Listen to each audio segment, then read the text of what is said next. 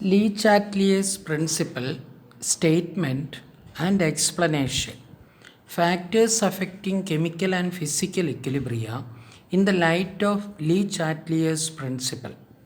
1. Change in concentration, change in temperature, change in pressure, effect of catalyst, addition of inert gas. This is the portion given in the syllabus. That a system attains equilibrium under specific set of conditions and remains the same state of equilibrium so long as these conditions are maintained constant. A change in these conditions disturbs the equilibrium and causes a net reaction to occur. This reaction helps the system to attain the equilibrium again. Although the new state of equilibrium is different from the earlier one. That means if a system is in equilibrium, is get disturbed by any change, for example pressure or temperature, etc., it will change its equilibrium and come back to another equilibrium point. In order to predict the effect of changing the conditions of the system at equilibrium, Le Chatelier proposed a general principle. The principle is commonly known as Le Chatelier's principle. It can be stated as follows. When a constraint or a stress is applied on a system at equilibrium, the system behaves in such a way so as to counteract the constraint. That is a definition. I'll explain that. Le Chatelier's principle is very general in nature and can be applied to any physical or chemical system at equilibrium. To a chemical system at equilibrium, the constraint can be applied by changing the concentration of the reactant or the products, or by changing the pressure of the system, or by changing the temperature. Therefore, for a chemical system at equilibrium, Le Chatelier's principle can also be stated as: when a chemical system at equilibrium is subjected to a change in concentration, pressure, or temperature, the equilibrium shifts in the direction that counteracts the change. That means how the system will behave in so as to annul the effect, or whatever be the change occurred, to remove that effect, the system will behave. 1. Change of concentration.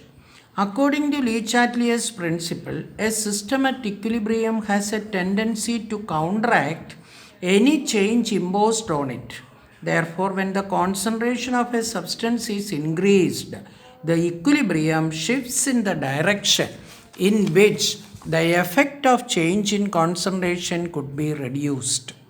For example, if the concentration of a particular reactant is increased, the system would like to reduce the amount of the added substance. This is possible only when the reactants combine to form more products.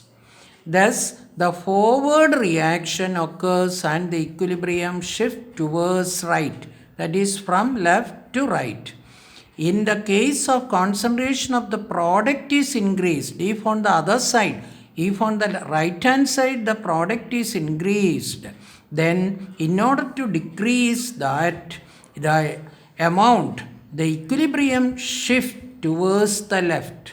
That means from the right towards the left in order to decrease the amount of the added substance. Thus, for a general reaction, A plus B giving C plus D. A and B are the reactant and C and D are the product.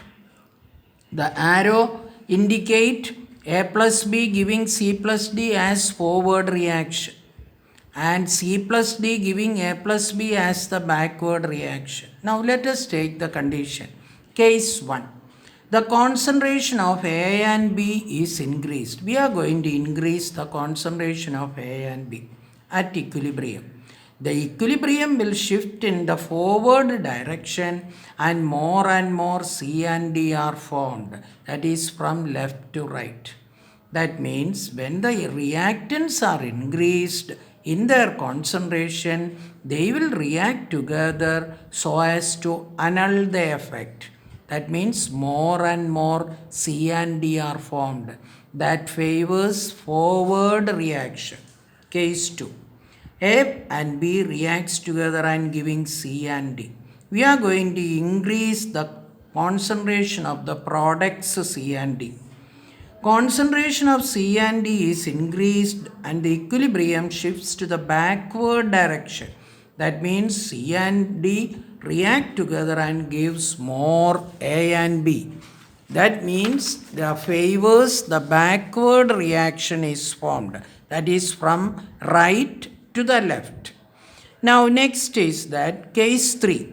Concentration of A and B is decreased. That means we are going to decrease the amount of A and B. First we said increased. Then we increase the product. Now we are going to decrease the reactants and decrease the product. Concentration of A and B, if it is decreased, then the equilibrium shifts from the right to left. That means backward reaction will be favored because here it is less. Therefore, more and more products will react together and try to give the reactant. Case 4. A plus B giving C plus D. We are going to decrease the amount of the product. Now we are going to decrease the amount of the product.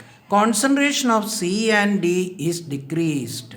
Then the equilibrium shifts from right to left to right. That means from left to right. That means forward reaction is favored. Because here it is less. We decreased C and D. Therefore, more and more A and B will react together and gives us C and D. Therefore, the forward reaction is favored. When the concentration of any of the reactants or products is changed, the system will adjust itself by shifting the equilibrium in a direction which counteracts the change in concentration that was made.